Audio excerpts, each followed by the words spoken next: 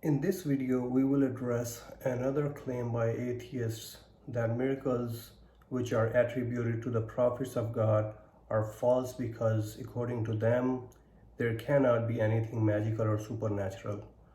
Also, we will go over the story of Adam and Eve versus evolution. First of all, what is a miracle? It is an extremely unexpected event which sometimes does not fit in the usual chain of causes and effects that we are used to. Now, what is supernatural? Anything which is outside of the boundaries of what is natural would be called magical or supernatural, right? So, when the atheists make this claim that nothing can be supernatural, it implies that they know what those boundaries are. The fact of the matter is that nobody knows what the boundaries of nature are. Our knowledge of laws of nature is based on our observations of how the physical matter reacts and interacts with other physical matter and energy. This knowledge is based on continuous trial and error, and it is incomplete, error prone, and it changes over time.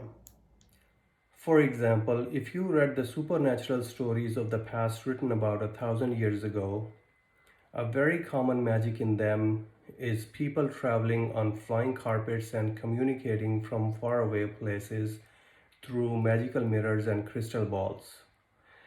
Today, it is a routine of life in the form of airplanes and video conferencing devices. So, what people thought was magical and supernatural 1,000 years ago is just business as usual today. The boundaries of what we consider natural have expanded over time and they are still expanding. We used to think Newtonian physics described natural laws, but then Einstein's theory of relativity came and the boundaries expanded even more. Then quantum mechanics came, and it turns out that on the subatomic level, particles do everything which we would consider supernatural otherwise. They can communicate with each other instantaneously across the universe through entanglement. They can they can simultaneously behave like waves and particles, and they can be at multiple places at the same time, etc.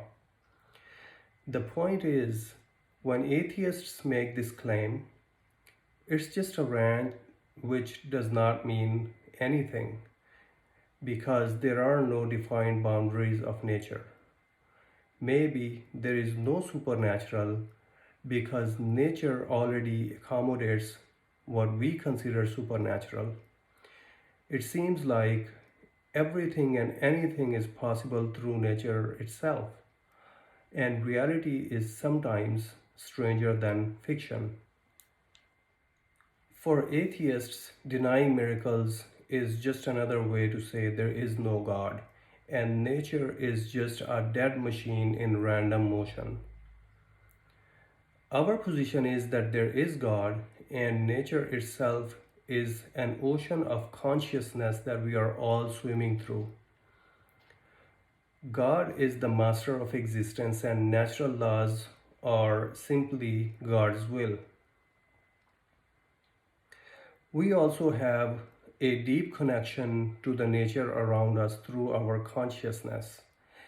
It is possible for human beings to make our connection to the nature stronger through meditation and other spiritual practices, such as non stop remembrance of God and excessive worship. It comes to a point where nature starts responding to us in unusual ways, which we call miracles. The prophets of God and high saints have such powerful consciousness that they can control the nature around them. They are able to bend what we perceive are the laws of nature. Sometimes miracles even happen to the people who are not prophets or saints, and there are countless testimonies of them throughout the human history. The difference is that prophets could usually perform miracles at will when they needed them, but ordinary people cannot do it at will. Now, believing in miracles does not mean that we would accept all claims of miracles from anybody. It is a rare phenomena, and we only accept miracles which are described in the scripture or the ones we know through reliable chain of narrations. Okay, so all this discussion of miracles was for people who are not seasoned believers. For seasoned believers, it is different. For them, the life itself and all of its events are miracles of God, whether they are usual or unusual. There was a mystic in the 12th century, and his saying comes to mind that the world goes on being created anew at every single moment. This means just like a movie is a collection of still successive frames which create an impression of movement when played together, God creates or has created a new universe every fraction of the moment, which is a succession of the universe in the previous moment, which gives us experience of continuous life. A seasoned believer's life is spent marveling at the wonders of every moment of life. By the way, you might be surprised to know that even science recognizes miracles. It just has a different name for it. The scientific term for miracles is anomaly. One example of those anomalies, which is very well recognized in the scientific community, is the placebo effect. Placebos are fake medicines which medical professionals use in their experiments. Sometimes the sick person participating in the experiment believes in the medicine so much that even when the medicine is fake, the person still heals. It happens frequently enough that the medical society cannot deny it and they accept it as an anomaly. However, medical science cannot recognize cure through belief as an acceptable medical treatment strategy even when we know it is real. Because we wouldn't want to go to a doctor who says, "Here, take a sugar pill. Just believe in it and you will heal," right? So, what we learn is placebo healing is real even when we cannot accept it as a standard medical treatment because it just does not fulfill the criteria. Sometimes unexplainable anomalies happen in life. They are hard to believe because we are not used to them. We only easily believe in phenomena which we are used to see often. But that does not mean God or nature is also limited by what we are used to. Now let's talk about the evolution versus story of Adam and Eve. Talking from Islamic perspective, Islam does not have any problem with the theory of evolution. The only place where people usually trip a little bit is the story of Adam and Eve. It is mentioned in Quran and it seems to conflict with the atheists' claim that humans are descendants of apes. If you think about it, once you take God out of the picture, there is no option left for them other than the belief that humans came from apes. This is the best that they can do in the absence of belief in God and based on genetic similarities between humans and apes. Also, explanation by God is against scientific rules, as I have explained in the previous videos. So, scientifically speaking, Adam and Eve can be thought of an anomaly as far as evolution is concerned. It is just like healing by placebos is an exception to the rules of medical treatment. Adam and Eve can also be one of the exceptions in the biological evolution. Note that there are different interpretations of Adam and Eve stories though.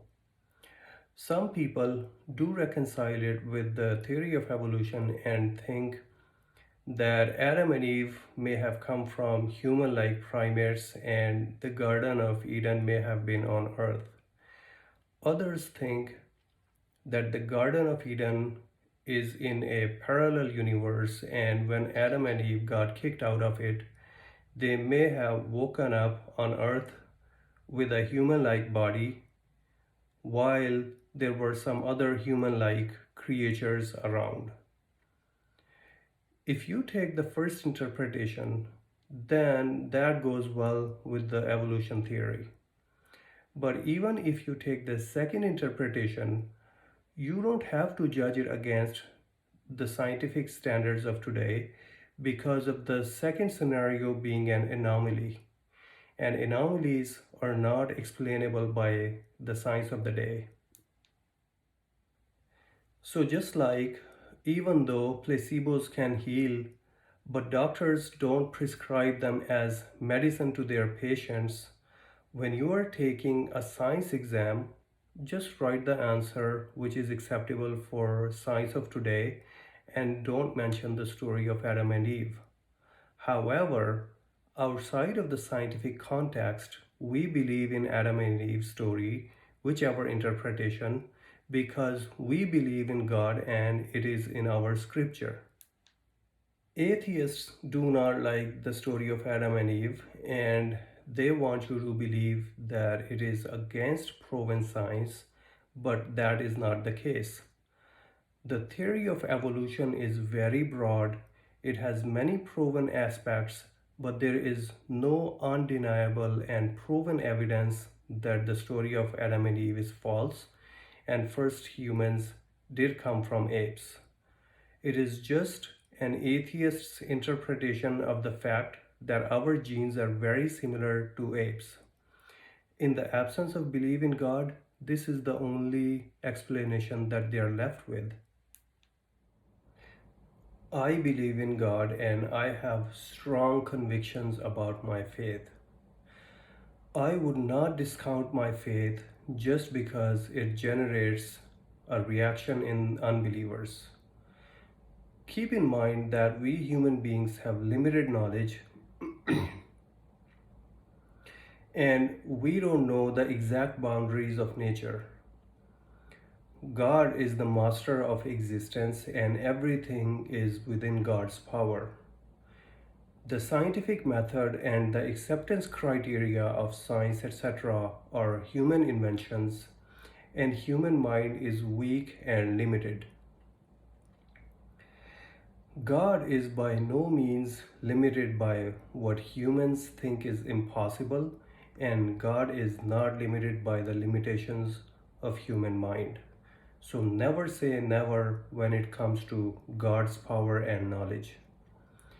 The bottom line is that we can believe in the story of Adam and Eve as something outside of the scope of evolution theory, and we don't have to reconcile it with the evolution theory such that one would negate the other.